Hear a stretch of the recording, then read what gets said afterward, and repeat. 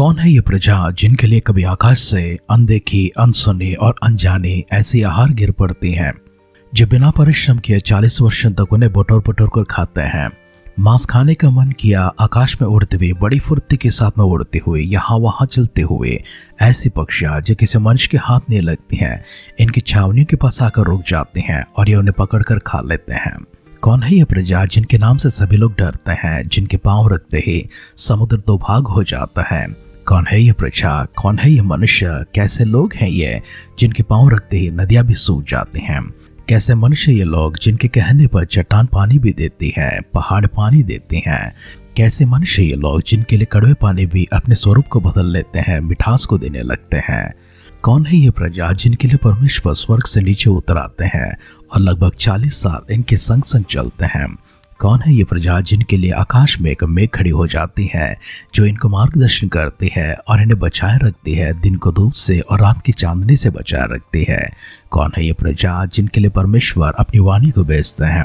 कौन है ये प्रजा, क्या खासियत है इनमें, जहाँ परमेश्वर अपने वादों को निभाते हैं, अपने शब्द को निभाते हैं और इनकी रखवाली करने के लिए अद्भुत काम करते हैं, चमत्कार करते हैं, चिन्हों को दिखाते हैं, कई सारे लोगों के बीच में इनको डर पैदा करते हैं? कौन है ये प्रजा जिनके लिए परमेश्वर ने एक ऐसा देश को सिद्ध किया है जिसमें दूध और मधु की धाराएं बहती हैं? कौन है ये प्रजा जिनके शहर पनाह को परमेश्वर ने इस तरह बनाने की प्रतिज्ञा किया है कि कोई शत्रु इनके फाटकों में से नहीं आएंगे? यदि वे एक मार्ग से आ भी जाते हैं तो 7 मार्ग ढूंढकर यहाँ से भाग भी जाते हैं। कौन है ये प्रजा जिनको परमेश्वर कहते हैं, अपनी आंखों की पुतली के समान मैंने संभाले रखता हूँ? कौन है ये प्रजा जो आज एक ललकार के साथ में, एक चिल्लाहट के साथ में, एक ऊंची आवाज से खुदावंत की स्तुति महिमा करने वाले बाजा बजंत्रियों से, उनकी आवाज से इतने बड़ी दीवारों को, शहरपनाहों को तोड़ देते हैं? कौन है ये प्रजा जिनके बारे में आप और मैं सुनते हैं और इनके बारे में हम लोग ध्यान करते हैं? कौन है ये प्रजा जिनके बारे में परमेश्वर इतने मेहनत से हम सबों को व्यस्त कर रखा है और इनके माध्यम से कई सारे सबक हम सबको सिखाते आए हैं? आइए इस प्रजा के पास वापस लौटते हैं। इस प्रजा का नाम है इसराइल। यह इसराइल कोई और नहीं है, याकूब के संतान है। याकूब का दूसरा नाम है इसराइल, जिसे परमेश्वर ने बदल कर दिया था। याकूब से परमेश्वर ने प्रतिज्ञा किया था, लेकिन ये प्रतिज्ञा इससे पूर्व याकूब के पिताजी इसहाक से किया था। इसहाक से करने से पहले परमेश्वर ने यह प्रतिज्ञा उनके पिताजी इब्राहिम से किया था। इब्राहिम को दिया प्रतिज्ञा। क्यों परमेश्वर ने इब्राहिम से प्रतिज्ञा किया था? क्योंकि परमेश्वर ने जो स्वर्ग से धरती के ऊपर झांक कर देखा, एक आवाज देकर मनुष्य को बटोरने की कोशिश किया। मनुष्य कौन है जो मेरी विधियों के अनुसार चल पाए? क्या ऐसा कोई मनुष्य है जो बिना कोई प्रश्न किए मेरी बातों को मानता है और जहां मैं उन्हें लेकर जाना चाहता हूं वो चल पाता है? ऐसे परमेश्वर ने जब स्वर्ग की ओर से देखा है, स्वर्ग से एक पुकार को दिया है, उन मनुष्य में सिर्फ एक मात्र नजर आते हैं जिनका नाम इब्राहिम है। परमेश्वर ने इनके जीवन को बदल दिया था। परमेश्वर ने चमत्कार भरी कार्य इनके जीवन में किया था और इन्हीं के संतान है आज का ये इसराइल, जिनके बारे में आप और मैं ध्यान करते हैं, जिन्हें छुड़ाने के लिए परमेश्वर ने मिस्र देश में अपने दास मूसा को भेजा था। मूसा के आमने सामने परमेश्वर उनसे बातें करते हुए 40 वर्ष तक किस तरह से उनको चलाए हैं। आज कैसे परमेश्वर इन सबों को यरदन नदी पार करा के यरीहो से चलाते हुए कनान देश में पहुंचाने वाले हैं। आए हमारे ध्यान को वहां पर ले जाने से पहले हम सब परमेश्वर के सानिध्य में अपने आप को समर्पण करेंगे। परमेश्वर हम सबों को भी इसराइल की तरह इतनी सामर्थ से, इतनी शक्तिशाली रीति से चलाने के लिए और हमारे जरिए परमेश्वर इतने अद्भुत गवाह ठहराने के लिए, हम इस संसार में रहते समय या फिर हम इस संसार को छोड़कर जाने के बाद लोग हमारे बारे में भी इसी प्रकार से कहने लगे, कौन है ये मनुष्य, कौन है ये व्यक्ति, कौन है ये मनुष्य जिसके बारे में लोग कहने लगे, कौन है ये मनुष्य जिसके लिए परमेश्वर ने इतनी पराक्रम को दिखाया है, इतनी सामर्थ को दिखाया है? कौन है ये मनुष्य जिसने ऐसे एक अद्भुत जीवन को यहाँ पर जिया है? आपका और मेरा जीवन इस प्रकार से हो। इसलिए परमेश्वर के पास जाकर ऐसे महान जीवन के लिए, ऐसी आशीषमान जीवन के लिए, विशेषता से भरे हुए ऐसे खास जीवन हम सबों को प्रदान करने के लिए अपने आप को उनके हाथों में समर्पण करते हैं। आए मिलकर उनके अभिषेक के लिए, अगुवाई के लिए, उनकी सामर्थ के लिए, उनकी शक्ति के लिए और उनके वचन के लिए, पवित्र आत्मा की भरपूरी के लिए हम सब मिलकर दुआ करते हैं। इसराइल के विषय में परमेश्वर अपने सारी जगत में एक प्रश्न को छोड़ दिया है कि कौन है ये लोग, कौन है ये लोग जिनके लिए परमेश्वर इतने बड़े कार्यों को करते हैं। हाँ परमेश्वर, इसराइल की तरह ही आप हमें भी अपनाते हैं। हम पूरी मन से प्रभु जी, पूरी शक्ति से, पूरी सामर्थ से परमेश्वर अपने पूरे जीवन को आपके हाथों में लेकर आते हैं। इसराइल को जैसे चलाएं प्रभु जी, वैसे हमें भी चलाइए। हमें परमेश्वर अपने अभिषेक से भरने के लिए दुआ करते हैं। हमारी राहों को परमेश्वर आपकी राह बनाने के लिए, हमारी इच्छाओं को परमेश्वर आपकी इच्छा बनाने के लिए, हमारे उद्देश्यों को परमेश्वर आपके उद्देश्य बनाने के लिए, हमारे संकल्प परमेश्वर, हमारे दर्शन आपके संकल्प दर्शन हो सके, हमारा सब कुछ परमेश्वर आपकी इच्छा में चल सके। इसलिए दुआ करते परमेश्वर हमारे जीवन को अपने काबू में ले लीजिए। हमारे संपूर्ण प्रभु जी शरीर को, हमारे संपूर्ण मन को, हमारे संपूर्ण विचारों को, हमारे सोच को परमेश्वर, हमारे देह, हमारी प्राण, हमारे मन और हमारी आत्मा को परमेश्वर अपने काबू में लेकर आप चलाने के लिए प्रार्थना करते हैं। आज सुबह के समय परमेश्वर का अद्भुत कार्य हमारे जीवन में कर दीजिए, ताकि परमेश्वर हमारे जीवन में जिस चीज की कमी है प्रभु जी पूरी हो सके, और आपके नाम की महिमा के लिए प्रभु और विश्वास के साथ और सामर्थ के साथ और शक्ति के साथ और दृढ़ता के साथ हम लोग आगे बढ़ पाए।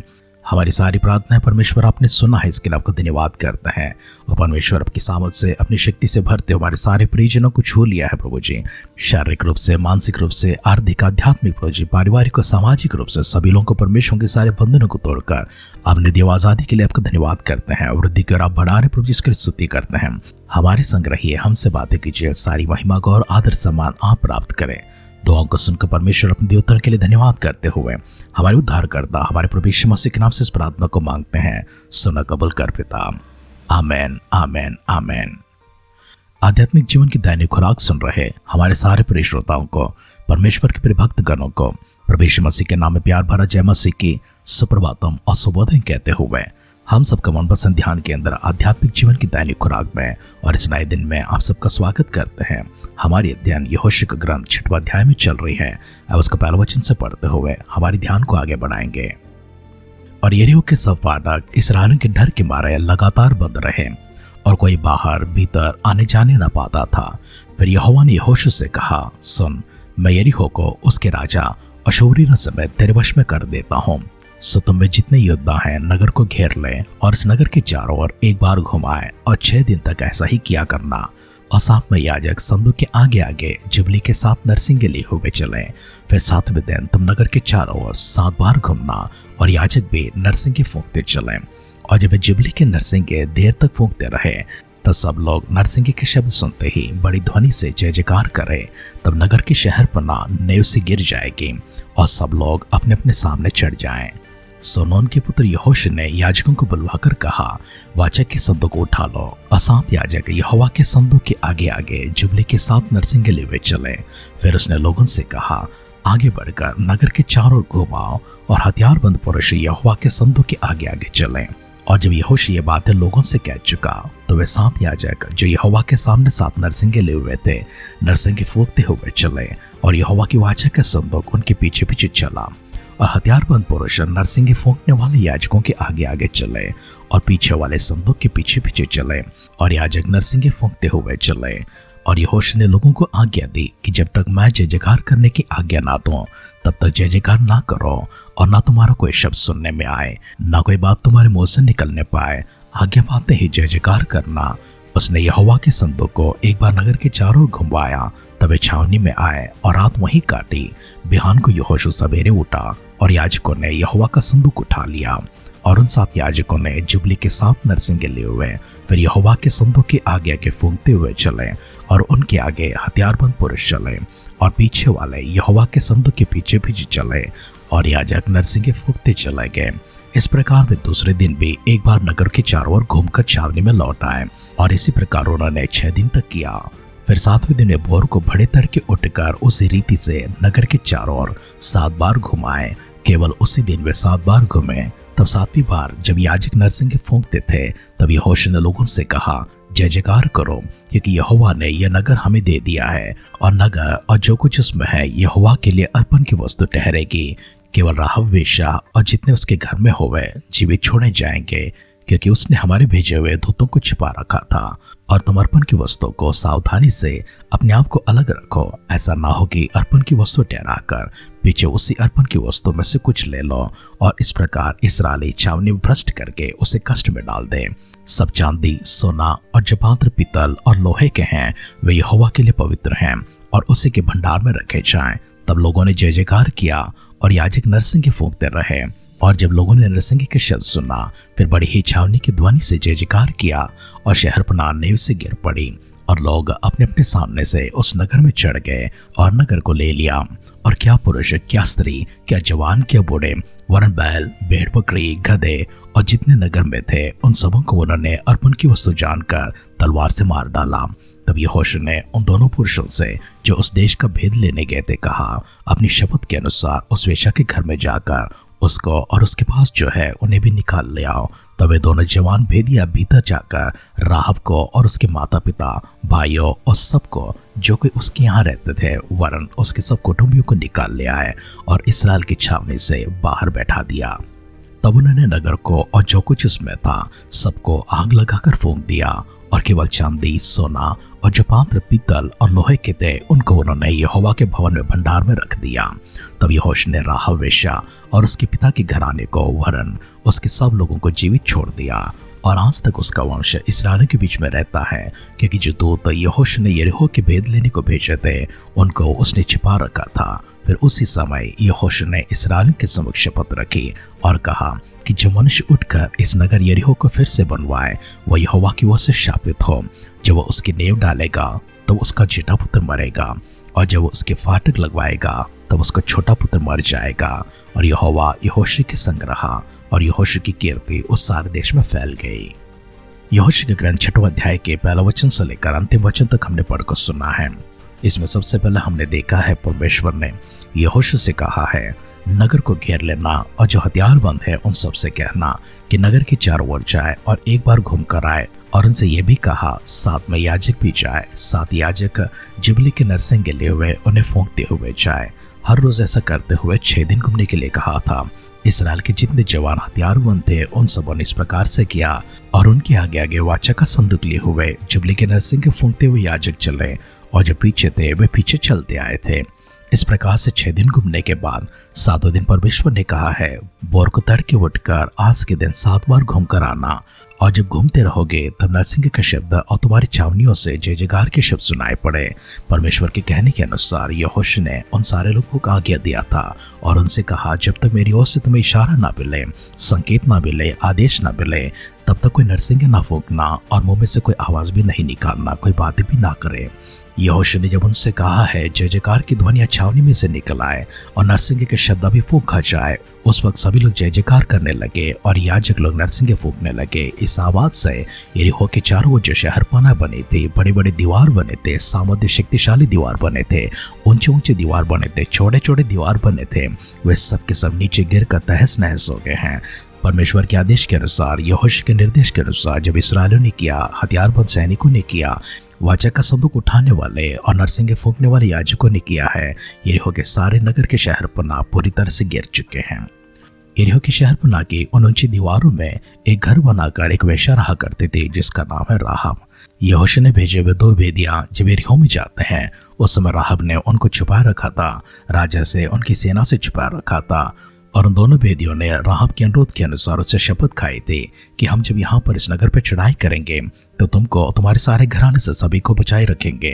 और इसी प्रकार से उसी प्रतिज्ञा को स्मरण दिलाते हुए यहोशू ने उन दोनों भेदियों को भेजा है और वे जाकर राहब को, उसके माता पिताओं को, उसके भाई बहनों को वरन उसके सारे कुटुंबी को जितने भी उनके घर पर थे उन सबों को लेकर आया था। और उसके बाद में अंत में यहोशू ने एक शपथ खिलवाई है और कहा है जो मनुष्य यहाँ पर इस यरीहो को फिर से बनाएगा वो शापित होगा। जब उसकी नींव डालेगा तब उसका जेठा पुत्र मरेगा और जब उसके फाटक लगवाएगा तब उसका छोटा पुत्र मर जाएगा। यहोशू ने यरीहो के बारे में इस प्रकार से इसलिए कहा है क्योंकि यहोशू नहीं चाहते हैं और परमेश्वर भी नहीं चाहते हैं कनान को छोड़कर कोई यरीहो में बस जाए। इसमें कोई संदेह नहीं है, यरीहो बहुत अच्छी नगर है, लेकिन परमेश्वर इनको कनान देश में लेकर जाना चाहते हैं। कहीं लोग लालच के कारण, जिस प्रकार से गादियों ने कहा था, रूबेनियों ने कहा था, मनुष्य के आधा गोत्र वालों ने कहा था कि हम यरदन के इस पार रह जाएंगे, कनान तक नहीं जाएंगे, कहीं लोग इस प्रकार ना कहे, इसलिए यहोशू ने उन सबको शपथ दिलाकर कहा है शापित होगा वो मनुष्य जिस यरीहो को फिर से बनाएगा। इस्राएल के भेदिया जब यरीहो में प्रवेश कर जाते हैं तब राजा ने सख्ती से एक निर्णय को लिया था, अंदर से किसी को बाहर जाने नहीं दिया और बाहर से भी किसी को भीतर आने नहीं दिया। राजा ने अपने नगर को संभाले रखा था। हमने पिछली बार गौर किया था एक लापरवाह राज्य के विषय में, लेकिन वही लापरवाह राजा आज अपनी लापरवाही से बाहर निकला आता है, चौकस होकर, सचेत होकर अपने देश को संभालने लगता है, अपने नगर को संभालने लगता है। लेकिन परमेश्वर ने उस देश के, उसके शहर पनाहों को अपनी जयजयकार के शब्दों के साथ में, अपने याजकों की तुरहियों के शब्दों के साथ में गिरवा दिया था। आरंभ के शब्दों में जैसे प्रश्न उठे थे, कौन है ये प्रजा जिनके लिए आज ये दीवारें भी टूट जाती हैं। हाँ, इसराइल की इन प्रजा को परमेश्वर ने इस प्रकार से उपयोग किया है।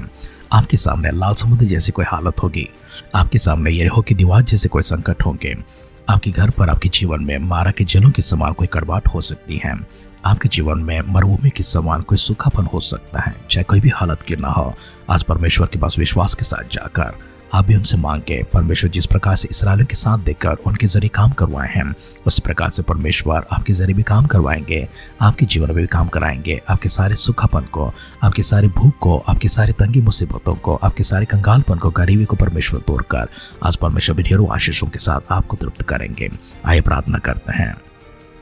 जीवित परमेश्वर, एक और बार आपको शुक्र अदा करते हैं अद्भुत वचनों के लिए, सामर्थ्य वचनों के लिए। इसराइल के साथ रहे हैं, हमारे भी साथ देने का वादा किया है। प्रभु यीशु मसीह के नाम में प्रभु जी, हम अपने आप को आपकी दृष्टि में लेकर आते हैं। आपकी सामर्थ के लिए, अभिषेक के लिए, पवित्र आत्मा की भरपूरी के लिए प्रार्थना करते हैं। अपनी दिशा में चलाइए, अपने अगुवाई में चलाइए।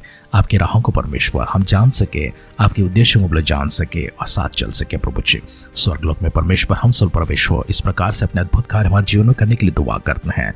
अगर यीशु मसीह के बादलों की आग में विलंब होती है, कल सुबह फिर से एक बार मिलकर आपकी स्तुति प्रशंसा आराधना करने के लिए हम सबको जीवितों की, तंदुरुस्तों की संख्या में रखते हुए आपकी स्तुति उपासना करने वाले, आराधना करने वाले आपके भक्तों की संख्या में रखकर कल सुबह फिर से एक बार मिलने का सौभाग्य प्रदान करने के लिए दुआ करते हैं। अगर ऐसा ना हुआ, प्रभु के आगमन प्रभु जी हम सबको शामिल करने के लिए प्रार्थना करते हैं। दुआओं को सुनकर परमेश्वर के उत्तर के लिए धन्यवाद करते हुए हमारे उद्धारकर्ता, हमारे प्रभु यीशु मसीह के नाम से इस प्रार्थना को मांगते हैं। सुनर कबूल कर पिता। आमेन, आमेन, आमेन। आपके लिए अड़चन बनता हुआ कोई भी पहाड़ आपके सामने खड़ा ना रह सके, कोई चट्टान आपके सामने खड़ा ना रह सके, कोई भी जंगल आपके मार्गों को रोक ना सके, कोई भी समुद्र, कोई भी नदी आपकी यात्रा को ना रोक पाए, कोई ऐसी समस्या, कोई विपत्ति, कोई हानि आपके जीवन को नुकसान में ना लेकर जाए। आपके सामने कोई भी नकारात्मक शक्तियां किसी रूप से काम ना करे, वरना सारी ताकतें प्रभु यीशु मसीह के नाम में आपके सामने झुक जाए और आपको जय दिलाए। हमारी इसी दुआ कामना के साथ आज के ध्यान पर समाप्त करते हैं। आप सुनते रहिए, सुनाते रहिए आध्यात्मिक जीवन की दैनिक खुराक। कल फिर मिलेंगे। अपना ख्याल रखिए, अपनों का ख्याल रखिए, दूसरों का भी ख्याल रखिए। God bless you.